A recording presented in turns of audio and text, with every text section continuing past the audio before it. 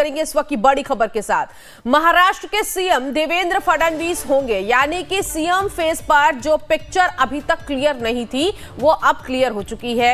महाराष्ट्र के अगले सीएम देवेंद्र फडणवीस होने जा रहे हैं। अजीत पवार का दावा कि दिल्ली में नाम तय हो गया है। 1 सीएम 2 डिप्टी सीएम का ऐलान होगा। 5 दिसंबर को शपथ ग्रहण समारोह रखा जाएगा।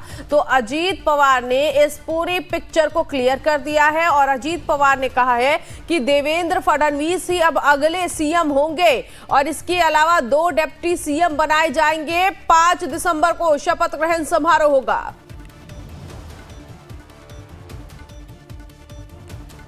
भाजपचा मुख्यमंत्री होईल तोही निर्णय झाला।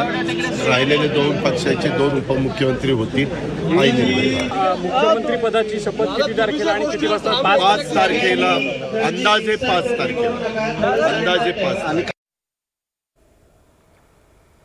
महाराष्ट्र में महायुति की सरकार के गठन में गृह विभाग का पेच फंस गया है। इस कारण नई सरकार के शपथ ग्रहण में देरी हो सकती है। फिलहाल गृह विभाग देवेंद्र फडणवीस के पास है, लेकिन नई सरकार में एकनाथ शिंदे गृह विभाग चाहते हैं। अमित शाह के साथ चली लंबी बैठक में इस मसले पर सहमति नहीं बन सकी है।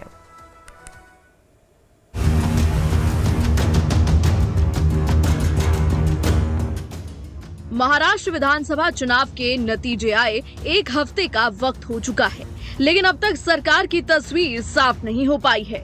विधानसभा चुनाव में बीजेपी, शिवसेना शिंदे और एनसीपी अजित पवार गुट यानी महायुति ने 288 में से 230 सीटें जीती, लेकिन अब तक शपथ पर सस्पेंस बना हुआ है। सूत्रों के मुताबिक एकनाथ शिंदे डिप्टी सीएम का पद लेने को तैयार हो गए हैं, लेकिन वो गृह मंत्रालय पर अड़े हुए हैं।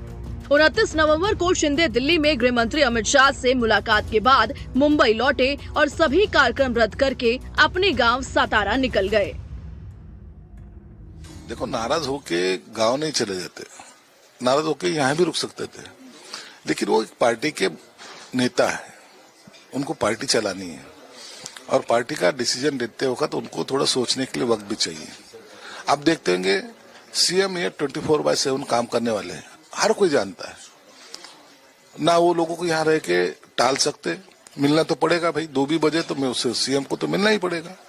तो वो शायद इससे थोड़ा दूर रह के पार्टी में जो अभी चल रहा है, अभी जो सत्ता आ रही है, वो सत्ते में अपना सहभाग कितना होना चाहिए, अपने लोग कहाँ कहाँ रहना चाहिए, सत्ता कैसी चलाना चाहिए, ये सब बातों का उनके ऊपर वो बर्डन है और ये बर्डन दूर करने के लिए, कुछ तो अच्छा डिसीजन लेने के लिए वो दरेगा हो गए।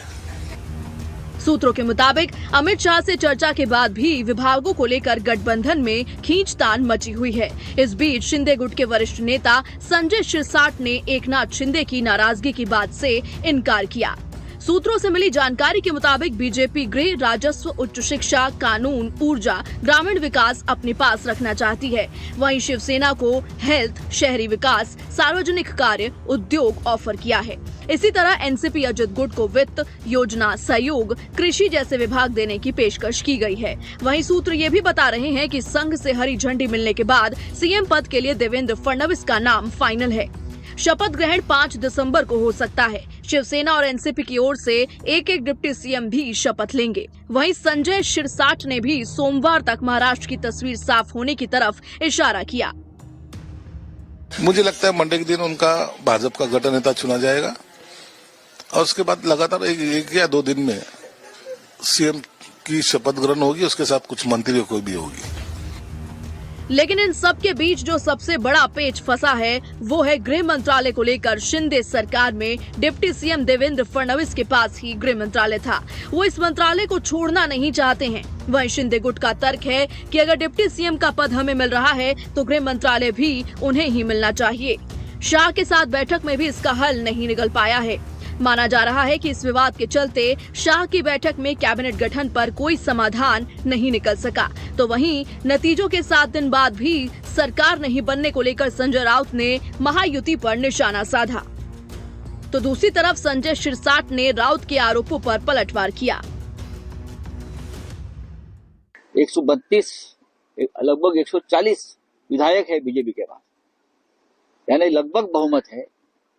उनके साथी है उनके पास, किसी के पास 60 है, किसी के पास 40 है, 200 से ऊपर का बहुमत है। लेकिन महाराष्ट्र का अब तक मुख्यमंत्री नहीं है। यहाँ जो केयर टेकर मुख्यमंत्री है वो गांव में जाकर बैठे हैं। कब शपथ लेंगे, कौन मुख्यमंत्री होगा, इस बारे में किसी के पास जानकारी नहीं है। क्यों हो रहा है ये?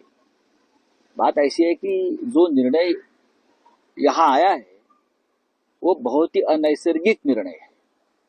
राज्य की जनता के मन के खिलाफ आया हुआ ये निर्णय है। लास्ट 2019 में क्या हुआ था?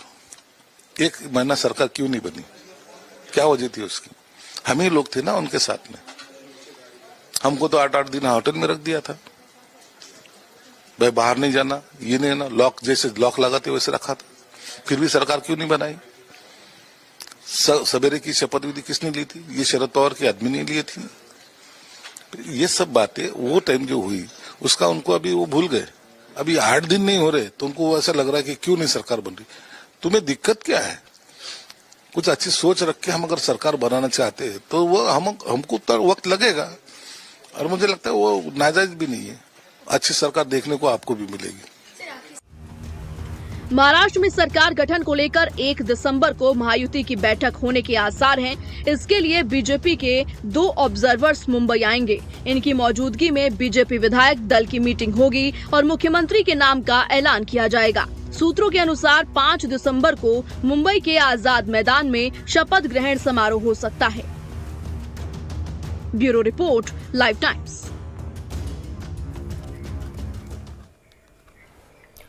आगे बढ़ेंगे। बंगाल की खाड़ी में उठा चक्रवाती तूफान फेंगल शनिवार की रात